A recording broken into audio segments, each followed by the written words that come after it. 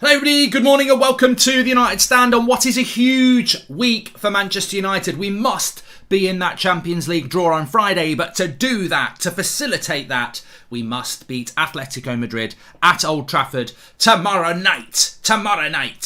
In what is a huge game. And look, injuries galore is definitely the word because there's lots to talk about Atletico Madrid having lots of injuries. Having said that, we have had just confirmed their travelling squad or party, which consists of 23 players. So we'll talk about that in a bit. Atletico Madrid are in really good form. They weren't in great form before we played them, but they've won 4 of their last 5, and the only game they've drawn was against us, scoring goals, not conceding many goals. So Atletico Madrid definitely are a team that is in form coming into this game, and I think we're in for a very similar game to the Spurs game. I think that, look, and if we win, great, but I think we're very equal. I think Spurs and United are very equal, and I think Atletico Madrid and United's going to be very equal. And I'm doing that because I think Simeone's going to play the triangle. He's going to play a 5, and then he's going to move his attack up to a pinpoint and funnel us down the wings, which may not be a bad thing if we use Delo and Telles to put crosses into the box quickly. But we're going to have to be patient in this game and we're going to have to attack. So we'll go through the starting lineups in a moment. But obviously we've got... I don't know, I've done it on purpose there. Sorry, it should not be Cavani. I saw the number 7 and I thought, yes, I've got the right team. I picked the bloody wrong team. There's no way Cavani's playing. It's definitely... Su is definitely playing. No Lindelof at right back, definitely not. So yeah, injuries galore. I want to start off with Manchester United. Bruno Fernandes has got COVID. This is obviously going to be a big decision for Manchester United to make, and Luke Shaw is expected to be back as well. Atletico Madrid with lots of different injuries and suspensions, but I'm not too concerned about that. I don't think we can focus on what Atletico Madrid are going to do, because regardless of whether Atletico Madrid have got everybody fit or nobody fit, they're going to be well organised and they're going to hit us on the break, and they're probably going to keep the ball quite well. That will happen whether they've got a weakened team or not, and we're going to have to attack to win this game. So I'm not too concerned about Atletico Madrid. As I say, I expect a similar battle to Spurs. An early goal would be great because it means they've got to attack us. First goal in this game is huge. We need to score it, and I want us to score it in the first 20 minutes again because I think that will help the game. It went very well for us on Saturday. We scored at the perfect time every time, and really there wasn't many times we had to play a high line with Harry Maguire, and I'm convinced he will play Harry Maguire, and we're going to have to play on the front foot, and we're going to have to attack, and we're going to have to be patient. We haven't got a game for a couple of weeks after this, so we shouldn't fear extra time. We should just fear not going through. That's what we should be focused on. There is some topical stuff to talk about around Haaland and Ronaldo and a little bit about Sancho as well. But I do want to drill down first of all into this game and really, focus on how we should approach it. I think it's a difficult game to pick players in. We need skill against the low block and centre-backs with pace, as Daniel Luciano. I think you're absolutely right. This is not my starting 11. This is a predicted 11. I know I sometimes I can do what I would do, but I'll start off with what I think Rangnick will do.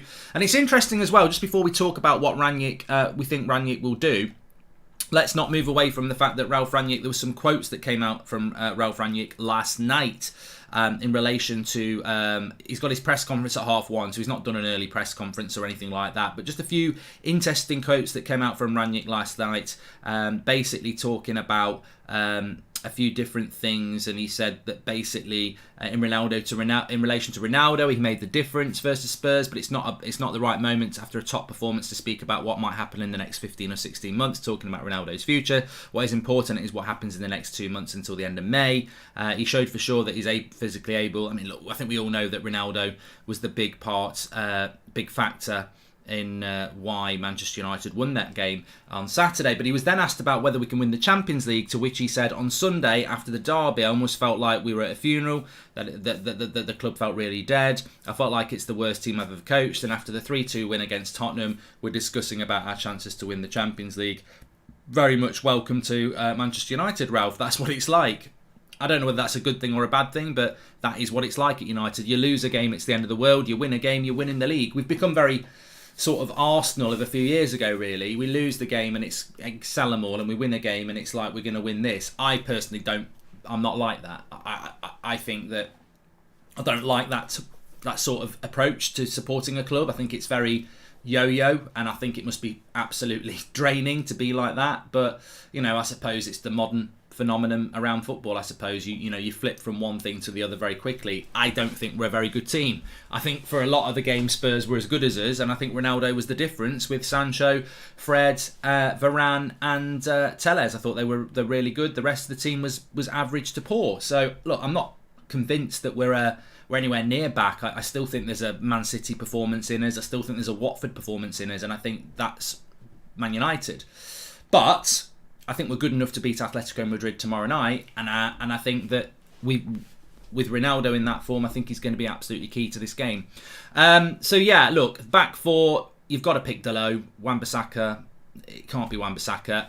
I think Luke Shaw will be back, but I'll be really disappointed if Luke Shaw starts tomorrow. I like Luke Shaw. Everyone knows I'm a big fan of Luke Shaw, but I would be very disappointed if he started tomorrow. For me, Telles, defensively, offensively, was very good against Spurs and 100% deserves to start the game. I can't see a reason why he wouldn't do that. Obviously, Varane plays. I wouldn't pick Maguire, but we are at the point now with Maguire, and we'll talk. Would you cash in on Rashford in the summer, says Ivan? Well, if he wants to go, I would, yeah.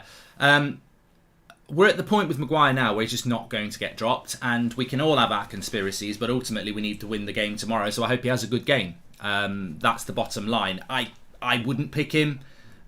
I don't think he played particularly well on Sunday. I've heard people saying apart from the own goal he played well, and well, Ronaldo saved him. If that had been 2-2, Maguire would be absolutely getting slaughtered.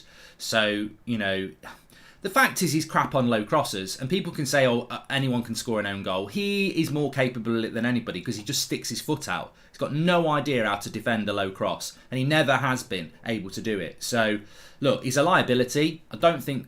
I was watching the game. I've had people who were at the game saying that you can tell the players don't really feel it from him.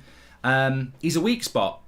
Do I feel more confident with Lindelof? Yes. Do I feel more confident with Eric Bailly? Yes. But we will pick Harry Maguire because it's all... I don't know the reason. I really don't. Maybe Ralph Rangnick thinks Harry Maguire's the best centre-back other than Varane. Maybe it's that. Maybe it's something more sinister. I don't know, but I guarantee he will pick him tomorrow night.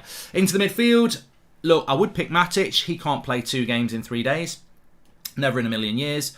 It will be McTominay. We know it's going to be McTominay. I wish it was Matic. I wish it was Matic who was in his late 20s instead of, whatever age he is now where he can't play 2 games in 3 days. It will be McTominay. It will be Fred. He played well at the weekend. It will be Fred. And then it's whether Bruno's fit or not. But for me... I would put Pogba in that position. I think he's more suited to the European game. I think he had a difficult game against Højbjerg and Bantanka on Saturday. And I think Pogba needs to play. Obviously Sancho, Ronaldo. And then on the right, it's so difficult. It's a bit like it really is a little bit like the Harry Maguire position. I have a funny feeling he will pick Rashford. But I just went with Elanga because I'm like, well, he subbed Rashford off quite early at the weekend. He played badly against Manchester City. He played pretty badly against Spurs. I mean, what justification is there to keep picking a player, on reputation? So I think he might pick Rashford, but it's a bit like Maguire. Why are we picking them? And that's the question mark. So I would say Maguire and Rashford for me are the same. I wouldn't be surprised if they both start. I don't know why. I don't know what justifies that. They don't deserve it. It's not like we've got nobody else. There are loads of options at centre-back and there are a few options on the right, but I think he will go with Elanga. If he doesn't go with Elanga, and if Bruno Fernandes, I suppose, is past fit, that's the biggest thing for me. If Bruno Fernandes is past fit, then I would do this. I would tuck Bruno in as a right inverted winger. I think we're going to have to be creative. We're going to have to put crosses in from the box. And for one game only, because long term we all know that Paul Pogba will not be part of Manchester United's future. Bruno's going to come back inside at some point anyway. The other option is to put Bruno where Pogba is, Pogba where Sancho is, and put Sancho on the right. But I would rather continue giving Sancho the licence to play where he wants to play. Would you consider 4-2-2-2 against Atletico, says Julian? I don't think these players, Julian, and I don't know what everyone else thinks, we can talk about back fives, we can talk about 4-2-2-2s, we can talk about every formation you want, but we saw that these players struggle to adapt to new ideas. And Rangnick has basically had to get us playing in a similar sort of way to the Ollie set us up formation-wise. I don't think this is the game to start. I don't think this is the game to start messing around with formations. I think we go with what we're comfortable with. We're going to have to play a high line. I don't want to see a deep line in this game. We're going to have to attack. There are no away goals. imagine Atletico Madrid score the first goal or they go 2-0 up, we'll have to go completely on the front foot anyway. It's how you know, just before, I just want to talk about Sancho in a moment, but and Ronaldo and the Haaland story, but if only Matic could play this game for an hour, says Diab. Yeah, I agree with that. But this game and how we approach it is really, really important. Atletico Madrid will attack if we allow them to attack, but ultimately their game plan will be to play that triangle where they funnel us down the flanks, and then they get hold of the ball and they move up the pitch gradually with good possession. And they will look to obviously score goals when they can, when they've got the ball, but without the ball, they'll let us have it and say, you try and break us down. We may struggle to do that with how many defenders they play. I think Atletico Madrid will be a better side at Old Trafford than they were at their ground. And I know that sounds a bit odd, but I think just the way they play, they'll be very comfortable to come and do what they want to do. Now, Spurs tried to do it on Saturday, but we scored goals at the perfect time. We scored a goal in the first 20 minutes. Spurs can't sit back and hit us on the break. They score a goal, then we score a goal very quickly after. Spurs can't hit on the break. They equalise in the second half, and we score relatively quickly after that. They can't sit and hit on the break. If we can get goals at the right time, Atletico Madrid's plan of sitting back and hurting us on the break will go out the window. So we've got to find ways of scoring this in this game, and therefore I don't want us to go and play for 75 minutes in a really tight game with not many chances. Atletico Madrid score from a corner and the last 10 minutes we're panicking to try and equalise. I think it's 75,000 fans at Old Trafford on a Champions League night under the lights with an opportunity to get to the quarterfinals and get some positivity in this team, because top four is looking very difficult, isn't it? I don't want us to game manage this game. I don't want us to be like, oh, let's be tentative with the ball. Let's get the crowd up in the first 10 minutes. Let's try and score a goal in the first 20 minutes and then let Atletico Madrid come at us and then hurt them on the break ourselves. That's our best game plan at this moment in time.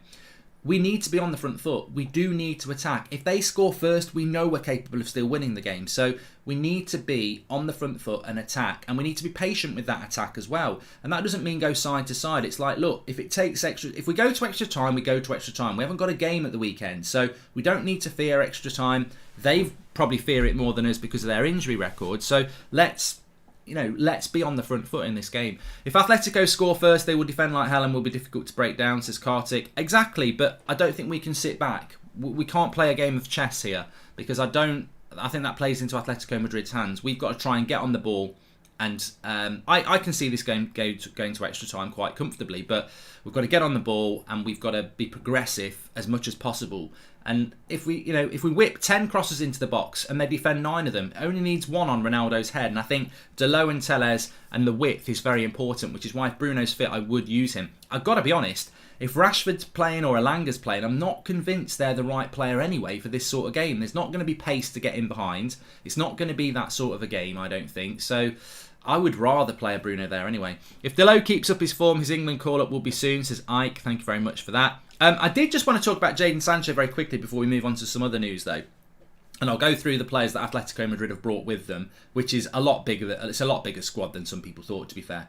But on Jadon Sancho, I've seen a lot of people praising Jadon Sancho quite rightly recently. It's hitting the media. Ralph Rangnick's been asked about it as well. Obviously, the fans are very aware of it. He's one of our most consistent performers. He's just won Player of the Month. And I think there's a glaring error in everybody's analysis of the Jadon Sancho turnaround, or whatever you want to call it. Because for me, obviously Jadon takes a lot of credit. But to me, this is why it's so important that we keep Ralph Rangnick at the club.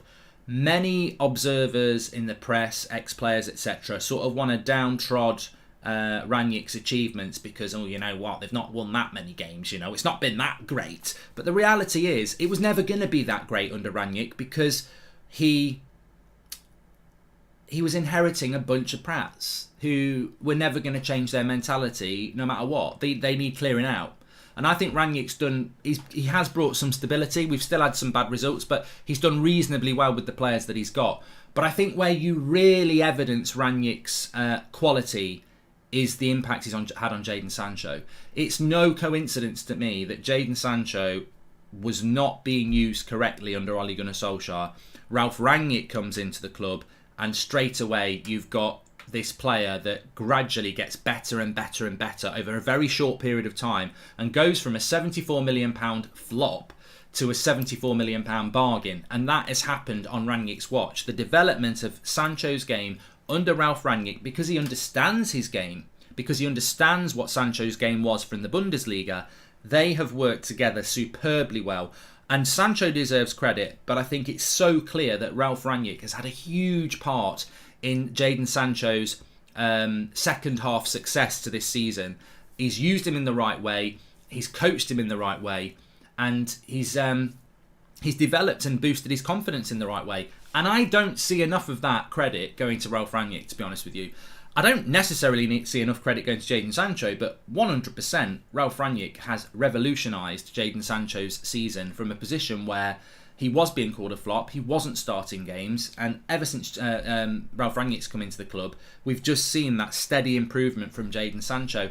And this, to me, is why I'm going to call it out. We talk about a lack of development at this football club. Marcus Rashford, Mason Greenwood, Scott McTominay, Bruno Fernandes, the list goes on. 3 years under Ole Gunnar Solskjaer, none of them have developed. 4 months under Ralf Rangnick and Jadon Sancho's gone from, I don't know whether he's good enough to, bloody hell, he's going to be something special. Now, that is why Ralf Rangnick should be involved in Manchester United's future. Because if they're looking at, oh, we're struggling for fourth, oh, we love Poch. Jadon Sancho, 4 months under Ralf Rangnick, and look what's happened. That is why Ralf Rangnick needs to be involved in the future of this football club with Ten Hag as his coach. If Sancho is good now, imagine what he's going to be at 25, 26. Yeah, James, I completely agree, and I just do not... And, you know, has Fred developed under Ralf, says my 7. Well, I'm not talking about Fred, but, you know, Alanga definitely, Delot definitely. I really think that... I know a lot of United fans want Ten Hag, but I also think that we need to push this as well. We need to push it out there vocally, because the mainstream media, they're thick. They don't understand it. They don't want to talk about it. Some of our ex-players, they want Poch. They don't want to talk about it. So we have to shout about it. The reality is there's been no development, even as far as Mourinho. Rashford, Martial didn't have a good time under Mourinho. They didn't get developed under Ole. We've probably had 4 or 5 years of no development for players. We bring players in, they're at the level they come in, and we hope they perform. It's basically open your presents, and there better not be any. I'd better not have to buy any batteries or build it. I want it to fucking open. I want to open my presents and it works. Not like bloody Klopp or Pep, who they're willing to build anything. Yeah, I'll build it into the greatest thing ever. It's like buying a box. It's like buying that Old Trafford Lego set. It takes you bloody days to build it. United probably buy it and think, what? I thought when I opened the box it was there. No, you've got to bloody build it. I can't do that. I've got a bloody clue. I've got rubbish. I've got no idea. But we know there's been a lack of development at Manchester United, and yet in 4 months, Jadon Sancho, Diego Dalot, you could say Telles to a certain extent. You could certainly say Fred, Dalot. I'd even say McTominay's been a bit better as well. There's been genuine development of our players under Ralf Rangnick. But no one will talk about that. Well, they're still struggling for fourth. They're still struggling. I tell you what, if Ole'd stayed in charge, Villa would be above us by now. He has kept us in a top 4 race, and he has developed players. And that, to me, it would be criminal. Absolutely criminal if Ralf Rangnick is not kept at this club. Now, I don't want him as the manager. I don't want him as the manager, and maybe you could use the results as evidence of that. I don't think he's a manager. I don't think he's a Premier League manager that can compete with Pep or Klopp or Tuchel. I don't think he can do that. But what he can do is have a massive role as a sporting director, and he's proven that in relation to his development. If we open up Rangnick's mind to recruitments and removal of players as well, this club's heading places. They have to utilise it. He's already evidenced it with Sancho, what he can do. With Dalot and Fred, he's already evidenced that he can develop players. We've got to keep him at this football club. If we let Rangnick go, or just go into the background and not have a big role in our future for Pochettino, it's almost as bad as appointing Pochettino over Ten Hag. But the dream team's there. Eric wants the job. Rangnick's in role. He's developing players. We need to hit a reset. We need to rebuild. It's clear as day to me what needs to happen. Basically, all the players who spent too long with Ole are now tainted and have hit an early ceiling, says Julian. Don't think there's a way back for many of them. Welcome to the Members Club, Ashley. And Maguire against Atletico would be shocking. Would force either a midfielder or Telles to stay deeper. He can't deal with balls down the channel, says Benjamin. I wouldn't pick Harry Maguire, Benjamin. I think he is the weak spot, but I guarantee he'll play tomorrow. He shouldn't. I wouldn't start him tomorrow just so I could give the captaincy to Ronaldo, by the way. Because Ronaldo was the captain on Saturday anyway. But yeah, I think he will do that. Anyway, we move on. I just wanted to talk about that Sancho development thing because I think it's being missed as per usual by the mainstream media. Give them a couple of months and they'll realise. Sancho ain't no Saka though, is he, Mark? Says Ranyuk out. Mate, I'm not interested in Sancho versus Saka. I think those things belong in the playground, and I'm talking where Seb goes to school. I'm talking infant school. Oh, Sancho's better than Saka. We're a bit more highbrow than that. I'm not interested in Sancho versus Saka. You've got Saka, very good player. We've got Sancho, we're very happy. Not bothered at all about those silly little arguments. Anyway, talking about silly little arguments, Haaland to Manchester United. I think we can finally file that under irrelevant. I wouldn't be surprised if there's some story about us going in for Haaland at some point, but I think we can file that away. There's some story this morning that United have accepted defeat. It's just not the right signing, is it, Haaland? I've seen many of you say over the last 2 months, let's go and get Erling Haaland, but I haven't seen a lot of it over the last 2 years. I haven't seen many people saying it over the last 2 months. He's a fantastic striker, but he's just not what we need at the moment. I mean, we can't spend £200 million on a striker. We've had the warning. We've seen that Ronaldo can have quiet games in this United side, and it would be the same with Haaland. It would be the same with Harry Kane. There are positives to Ronaldo. We saw them on Saturday. We've seen them. He's why we're in the Champions League tomorrow night. But we've also seen that you can spend a lot of money on a striker and they can be absolutely lost in this team. We need to build a team. We don't need another £200 million striker. We need to build a team. We need another centre back. We definitely need 2 midfielders. I think we need another winger. People think we need another full back. We need a young striker. We do not need to spend £200 million on the icing cake when we've not baked the cake. Also on Ronaldo, I heard Gary Neville yesterday talking about Cristiano Ronaldo, funnily enough, and saying that it's not really in Manchester United's hands. It's up to Ronaldo as to whether he wants to be part of the project.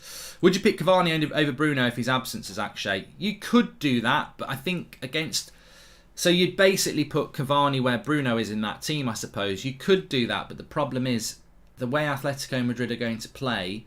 They're going to push us down the width. We've got to have balance. We can't just go down the left-hand side all the time. So, I want somebody off the right who can put a cross in or allow Dalot to overlap. And I just think, as I said, you could even use Juan Mata there. We won't, but if Bruno's fit, I'd put him on the right for this game. And he'd do a good job there, but I think he might pick Rashford, he might go with Elanga. But with Cavani off the right, he's not really a creative player, and we're going to have to be creative. I don't know how. I think it will be a very similar game to the Spurs game. I think they will have a lot of the ball. I think we will need to get a lot of the ball ourselves. And I think there will be... I think against Atletico Madrid...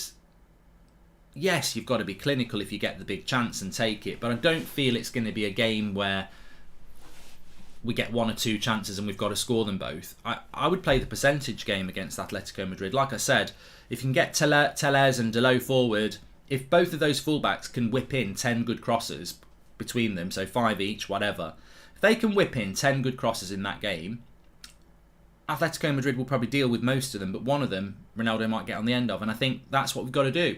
It's got to almost be a process of relentless attack, really. We've just got to keep probing, and the crowd will react to that. I mean, I said it at the start, the crowd's massive in a game like this, and I think the crowd is going to be with the team. Of course they will, because I think we're all with the team. I don't think we trust the team, but we will be with the team because our season is basically tomorrow night. Top 4, if we get top 4, we're going to be lucky. We are. I know it, you know it. We'll be very lucky to get top 4. It will be because Arsenal bottle it. And do we deserve top 4? Well, if we finish 4th, you deserve it over a 38-game season. But nothing can prevent this season being a crap season in the Premier League. But in the Champions League, it's the only excitement we've got left. We won't win the Champions League. It's impossible. But we want to be in it for as long as possible. Since it seems that Matic's CDM gives assurance to the other midfielder, do you think that Fred or McSauce would be better in that more attacking role? But we can't play Matic simply football because he played on Saturday. Did you see the story that United hired a project manager to revamp Carrington and have new partners to work on Old Trafford, says Daniel Kirk? I did, but it's a year. Mate, I wasn't even going to bring that up. That's meant to be a positive story from United today. They're recruiting people about, facilities at Carrington and Old Trafford, but it's nearly a year since they said they were going to do that. Why have they waited a year? Again, there'll be no accountability because, well, we said we were going to do it and now we are going to do it. But it's nearly a year since this fan forum meeting where they said they were going to do these things. And the shares, I mean, that fan forum meeting that Glazer attended was basically to stop the protests. And it's worked. And nothing's happened in a year. They've basically got those fan forum members on a lead. And it's like, well, you know, your followers, I ain't got nothing positive to say about the Glazers until they actually do something positive. I'm not interested in promises of we're going to do this, we're going to do that. Doing is the proof of the pudding, isn't it? And look, I'll always say this, as many people will always say about the Glazers, they bought Manchester United on debt and then they used Manchester United's revenue to pay the debt. I mean, there's a word for that. They're basically squatters. They're squatters. They don't own Manchester United, really. They bought us on debt and then they use our revenue to pay the debt, and that allowed them to get in control of our football club. They've not used any of their bloody money. I don't think they've used a penny of their money in the purchase or any signings of anything. They bought us on debt and then they used our revenue to pay the debt. It's the biggest bloody scam ever. But it's a legal scam. You can do it. If a bank's willing to give you to bankroll you to do it, you can do it. They got hold of one of the most pure football institutions in history and turned it into a bloody business plan. If Delo, Tellez, Elanga and Sancho would not improve by now, something would be wrong. Only difference is they're getting constant game time, says Roxy. No, they're being developed, mate, because we don't develop players. So that's what's happening. The modern day player doesn't just drop into a team and say, hey, I've got game time, I'm playing well. Modern game football is all about coaching, tactics, confidence, management, and those players have been managed in the right way. Jadon Sancho's been managed in the right way, he's been developed in the right way, so is Tellez, so is Delo, so is Fred. We're finally seeing players improve because they're being coached properly, because we've got a proper coach, and nobody wants to talk about it because it doesn't help the Poch program, does it? They don't want these things to be spoken about. They don't want Rangnick's development of players to be highlighted because that way they're like, oh shit, we better get... Everyone's going to go mad now when we get Pochettino. When we all know the obvious conclusion is you've got a man who's been in the club for 5 months, who knows the club really well, who moves upstairs, brings Ten Hag in, who focuses on coaching with Rangnick helping him, and the club moves forward. Instead, we'll go with Pochettino because Woodward likes him and Poch won't like working with Rangnick, and the club will go around the cycle again. And in 3 years' time, there'll be another Ollie appointment where we go with a club legend. It'll probably be Rooney. And then that won't work. And then 3 years after that, we'll go for another Poch type. And then the cycle will just keep continuing every 3 years. I did want to just talk to you about the list of players that Atletico Madrid have brought with them. So they've brought 23 players, but they have bought Jimenez, who was apparently not going to play. So I don't know what that's all about. Jimenez is there. Oblak's there as well. Felipe, Hermoso, Gonzalez, Kondobia's there. Koke, Lorente, De Paul, Herrera, Marino, João Felix, Griezmann, Suarez, Correa. So I don't know whether they're all fit, but there's a few players in that list.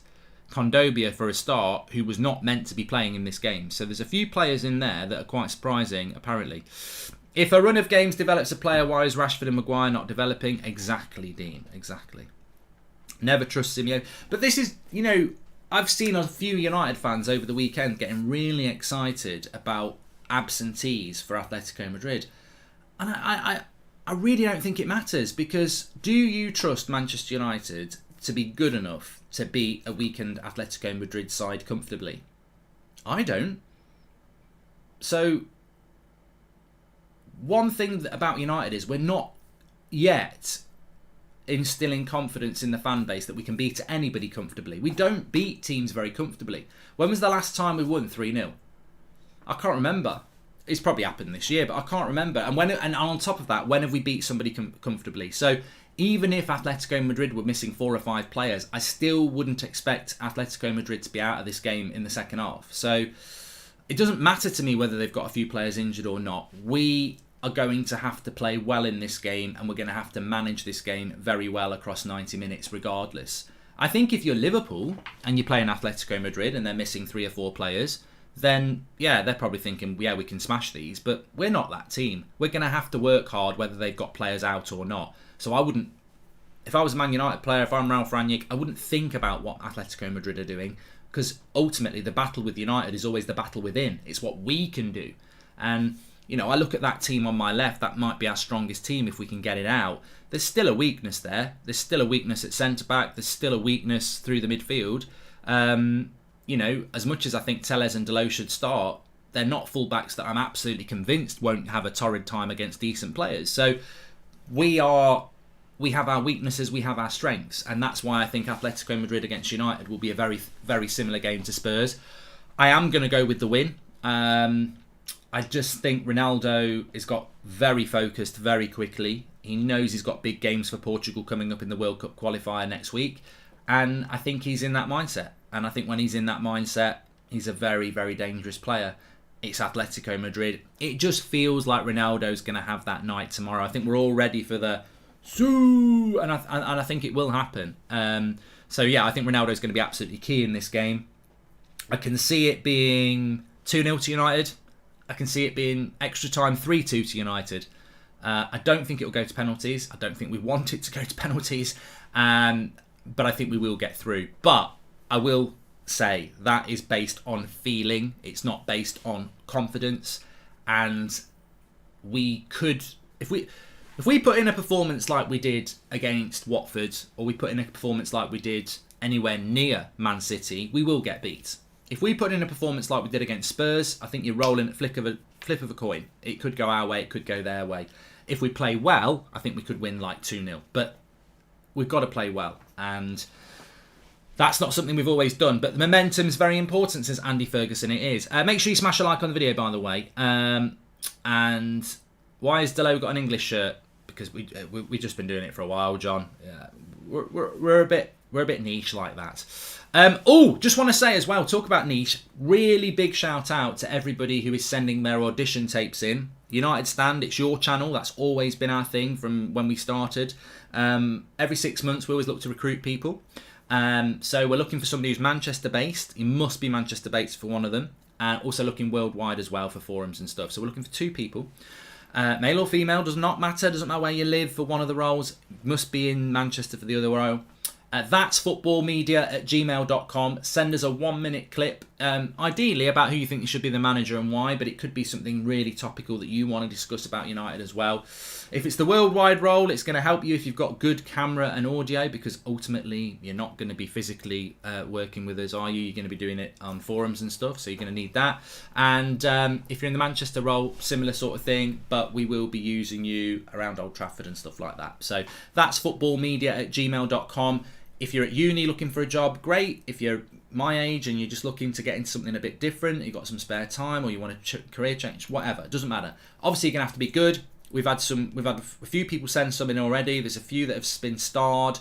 We're going to take our time, like Man United are appointing the manager. So I think by the end of the week, we'll cut the deadline off and we'll look at what we've got. There's a few that have made it through. There's a few that haven't, but that's the way it is. It's we're running a proper process here. We've not just decided it's Poch. We are running a proper process. So that's footballmedia@gmail.com. We know there's a lot of fans of the United Stand, and if you want to get involved in it, as I said, let us know in the email where you live as well, because obviously it makes it easier for separating between Manchester and the worldwide role as well.